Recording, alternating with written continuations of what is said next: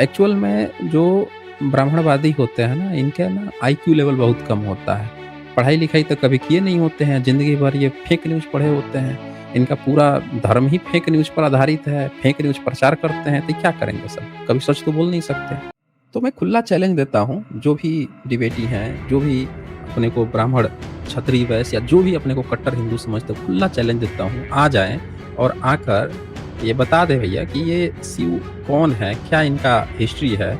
कांवड़ में शिव का क्या मतलब है? तो सबसे बढ़िया क्या उपाय है, 2 तरीका निकाला जाए। एक अपने कुछ भाड़े का टट्टू खड़ा किया जाए, जो कहे आरक्षण हटाओ, और दूसरे लोगों को क्या किया जाए कि जो जिन लोगों को आरक्षण मिलना है, प्रतिनिधित्व मिलना है, उनको धर्म-कर्म में लगाया जाए। भई क्या उधर जाएँगे? इधर फूँको, पियो, आराम से रहो, मस्त रहो, रोड पे चलो, हैं? देखो सब सलामी ठोक रहे हैं, पुलिस वाले भी आके और हम लोगों को देखो कितना स्वागत कर रहे हैं। तो ये बताएँ कि इससे हम कहाँ जा रहे हैं दोस्तों?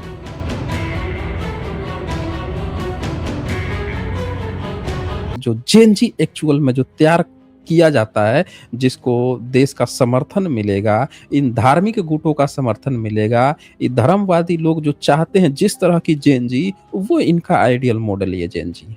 इस तरह का ये चाहते हैं। अब आप सवाल है कि ये कौन से बच्चे हैं?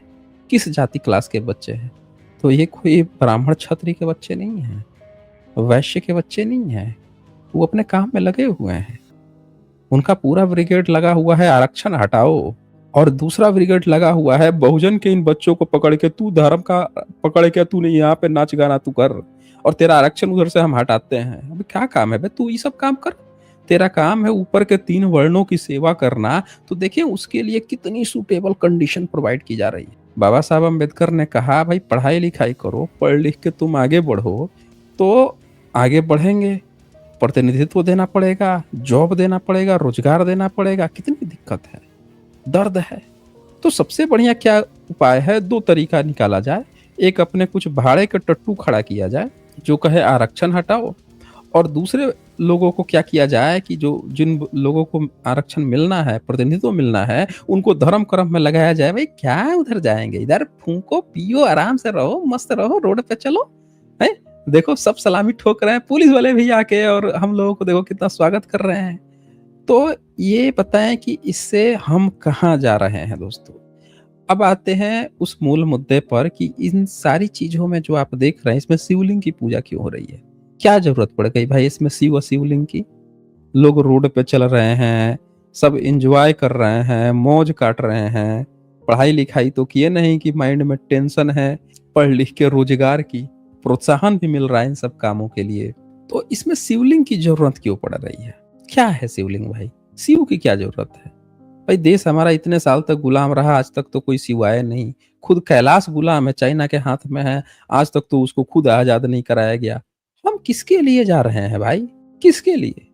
तो मैं खुला चैलेंज देता हूँ, जो भी डिबेटी हैं, जो भी अपने को ब्राह्मण, क्षत्रिय, वैश्य या जो भी अपने को कट्टर हिंदू समझते हो, खुला चैलेंज देता हूँ, आ जाएँ और आकर ये बता दें भैया कि ये शिव कौन है? क्या इनका हिस्ट्री है? कांवड़ में शिव का क्या मतलब है? देखिए कमेंट में एक जन लिख रहे हैं -40। उस बंदे को ये नहीं पता है कि -40 पे किसी का एडमिशन नहीं हुआ है। सबसे कम मार्क्स पे जिसका एडमिशन हुआ था वो जनरल क्लास का बच्चा था, ब्राह्मणवादी बच्चा था। उसका एडमिशन हुआ था 0 मार्क्स पे। -40 ज़रूर किसी बच्चे का आया हुआ होगा, लेकिन एडमिशन जो हुआ है आखिरी कट ऑफ गया उसको 0 परसेंटाइल की। देखिए यहाँ पे मैं दिखा देता हूँ ये। अ, सबसे पहले तो ये जितने लोग भी गिफ्ट भेज रहे हैं, आप सभी का बहुत-बहुत शुक्रिया।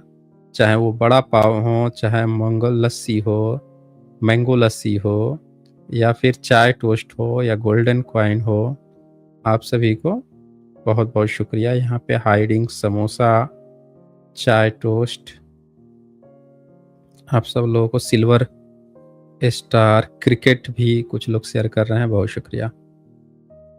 तो ये यहाँ पे अशोक वैरवा जी ने मेंबरशिप लिया है, शुक्रिया जी आपको।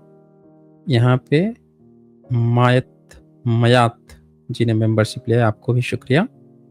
फिर यहाँ पे कंपैशन लिखते हैं, सर भारत के कुछ वैज्ञानिक भी कांवड़ ले जा रहे हैं। सब वैज्ञानिक लोग हैं ये हमारे, ये महान वैज्ञानिक लोग हैं, देख नहीं रहे हैं? भई ये अभी जाएँगे और हमारे शिव जी को जो कैद है ना भई चाइना में वो आज़ाद करा के लाएँगे भाई साहब ये, यहीं से।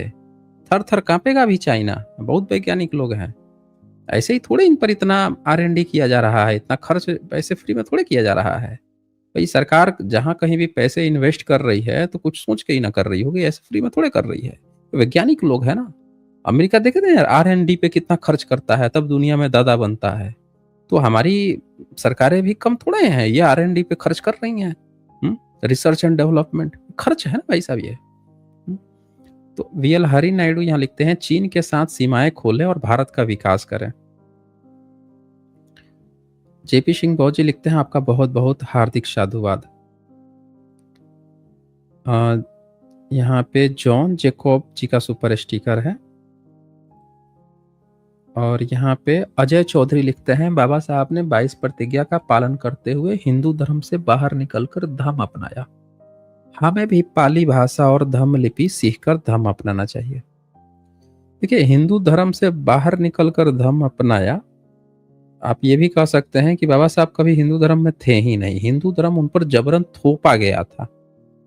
हम सब शुरू से ही बाय डिफ़ॉल्ट बुद्धिस्ट थे। हम पे बीच में ना हिंदू थोपा गया। सब अपने को ब्राह्मण भी अपने को हिंदू थोप लिया कहना, वो अपने को ब्राह्मण कहता था जबरन। क्षत्रिय भी अपने को हिंदू जबरन कहता है, जब ज़रूरत पड़ती है तब पॉलिटिकल फ़ायदे के लिए। ये बनिया भी ऐसे ही करता है। एक्चुअल में हिंदू शब्द एक पॉलिटिकल टर्म है जो हम पे थोपा गया। बाबा साहब तुरंत बाहर निकल गए और वो घर वापसी कर लिए। अच्छा, इसके बाद यहाँ पे राज सिद्धू लिखते हैं सर -40 में एससी-एसटी के लोगों का भी एडमिशन नहीं लिया। बिल्कुल सही कह रहे हैं। -40 एससी-एसटी के लोग एडमिशन कैसे लेंगे? नहीं ले सकते हैं। एक्चुअल में जो ब्राह्मणवादी होते हैं ना, इनके ना आईक्यू लेवल बहुत कम होता है। पढ़ाई-लिखाई तो कभी किए नहीं होते हैं, ज़िंदगी भर ये फेक न्यूज़ पढ़े होते हैं। इनका पूरा धर्म ही फेक न्यूज़ पर आधारित है, फेक न्यूज़ प्रचार करते हैं, तो क्या करेंगे सब? कभी सच तो बोल नहीं सकते। एक्चुअल हकीकत क्या है कि 2023 की बात है, 2023 में जो एडमिशन होता है, एडमिशन में कुछ क्राइटेरिया होती हैं। पहले कट ऑफ एक तय किया जाता है। तो जैसे ही कट ऑफ आता है, तो जो अच्छे कट ऑफ वाले जो बच्चे हैं, वो गवर्नमेंट कॉलेज प्रेफ़रेंस करते हैं, चले जाते हैं। फिर क्या होता है कि सीटें प्राइवेट सीटें भरती नहीं हैं, फिर कट ऑफ को डाउन किया जाता है, सबका एससी, एसटी, ओबीसी, जनरल सबका डाउन होता है। अब जब डाउन होता है तो फिर से कुछ बच्चे जाते हैं, फिर से जो अच्छी सीटें हैं वो तो भर जाती हैं और सीटें भी कई तरह की होती हैं, क्लिनिकल, नॉन क्लिनिकल भी होती हैं। तो नॉन क्लिनिकल में कोई जाना नहीं चाहता है, समझ रहे हैं ना? उसमें कोई नहीं जाना चाहता है। कुछ बच्चे चाहते हैं कि यार पढ़ के क्लिनिकल अच्छी ही ब्रांच में हम जाएँ और एससी, एसटी, ओबीसी के पास तो और अच्छा चांस है कि अगली बार पढ़ के और अच्छा नंबर लेके आएँगे तो उनको अच्छा मिल जाएगा, तो वो क्यों -40 पे एडमिशन लेंगे? तो जब प्राइवेट सीटें खाली रह जाती हैं, तो क्या करता है क्या किया उस समय कि उसने ना कर दिया 0 परसेंटाइल। अब 0 परसेंटाइल का मतलब है कि जितने भी लोग हैं, जितने भी मार्क्स किसी के भी आए हैं, हर व्यक्ति एलिजिबल हो गया काउंसलिंग के लिए। उसमें जनरल क्लास का भी बच्चा गया। समझ रहे हैं ना? तो हुआ क्या कि 50 नंबर से कम 68 बच्चे थे, जिसमें से 39 तो जनरल क्लास के बच्चे थे जो एडमिशन लिए। 0 नंबर पे जनरल क्लास का बच्चा एडमिशन लिया। समझ ना? एससी, एसटी के बच्चे नहीं लिए। अब -40 किसी का नहीं गया क्योंकि -40 वाला गया ही नहीं एडमिशन के लिए। उसने सोचा कि अगली बार दूँगा। तो ये जो -40 वाला जो चिल्ला रहे हैं, चिल्लम-चिल्ला जो मचाए हुए हैं, ये वही गोबर गोमूत्र के प्राणी हैं जिनका दावा है कि मुँह से पैदा हुए हैं। लेकिन अविकसित हो गए ना, मुँह से थूक निकली थी, थूक में वो थे तो अविकसित हो गए, तो उनका दिमाग जो है ना वो मुँह में ही रह गया, बाहर ही नहीं निकल पाया। तो शरीर पूरा निकल आया, दिमाग बचा नहीं। तो ये बेचारे को कोई कह देता है -40 तो ये -40 लेकर रटते रहते हैं। उसके लिए दिमाग होना ज़रूरी है ना। कोई इनको कह देगा गोबर गोमूत्र तो ये बेचारे गोबर गोमूत्र का प्रचार करते हुए रह जाएँगे। क्योंकि उसके लिए दिमाग होना ज़रूरी है ना और आप जानते हैं कि आप गलत जगह से पैदाइश होंगे, तो फिर आपका तो दिमाग विकसित नहीं हो पाएगा, तो विकसित ही नहीं हो पाया इनका। तो ये चक्कर है।